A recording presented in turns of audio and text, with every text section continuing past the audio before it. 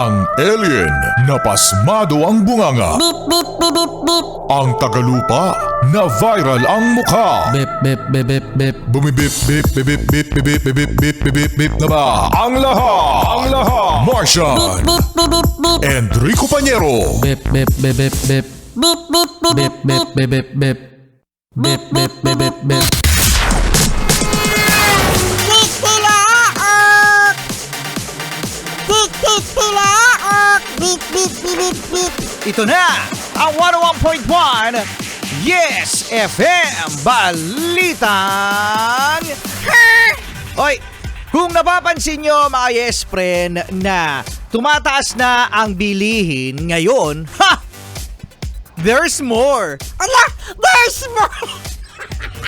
Kala nyo, taas-asa ng bilihin, ano? Alam nyo mga Yes Friend, hindi pa yan dahil uutay-utayin daw ang pagdadagdag ng presyo sa mga bilihin. Ito ay dahil saan, Martian? Ito ay dahil sa taas ng crudo! Oh, yun, no? Sa taas ng diesel, ng gasolina, ng kerosene, ng LPG. Kaya, mga Yes Friend, no? Kapit lang! Dahil hindi pa yan!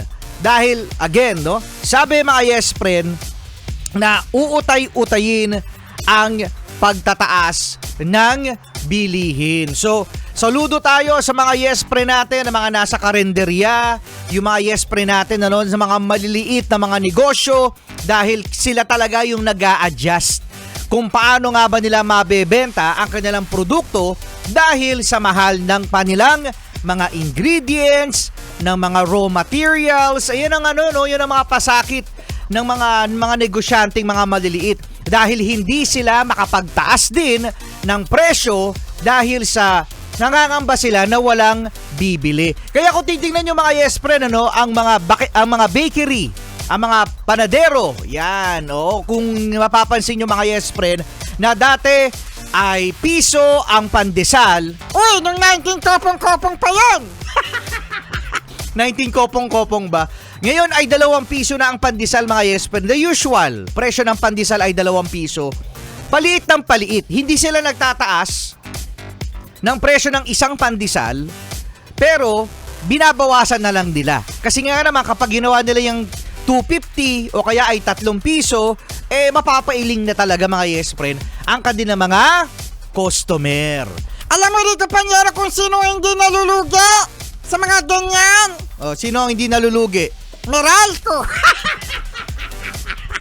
Paano mo nasabi? Kasi, ang Meralco, kapag nagtataas sa mga materyales, sa mga raw materials, ng supply, ay Ano ginagawa ng Meralco? pinapasa sa inyo, no? Oo nga, no? Pinapasa sa atin, kaya wala... Kung titignan natin mga Yes Friend, ano? Parang walang lugi. Kasi nga, kapag nagmahal na kanilang supply, ang nangyayari, pinapasa sa mga customer, sa mga consumer. Pati na rin mga Yes Friend, ang langis. Diba? Ang langis ay imported. Pero kapag nagtaas, ang materials, ang raw materials o ang supply, ang gasolina, ang diesel sa ibang bansa, ipapasa rin yan sa tao. Unlike ng mga tindero at mga tindera, di ba mga Yes Friend, na sisiksik talaga nila, ang kanilang produkto para hindi maapektuhan, para hindi maipasa sa mga customer. Ayun ang doon mga Yes, para maiisip mo nga, ang apektado talaga dito mga Yes Friend ay yung mga maliliit na mga negosyante, yung tayong lahat mga Yes Friend, lalong-lalo na ang Middle class! Yan naman tayo sa middle class. Ang tagapagbayad ng tax! Para may ayuda! Solid good morning pa rin. Kasama nyo Rico Pañero. At Martian the Cute! Solid sweet morning!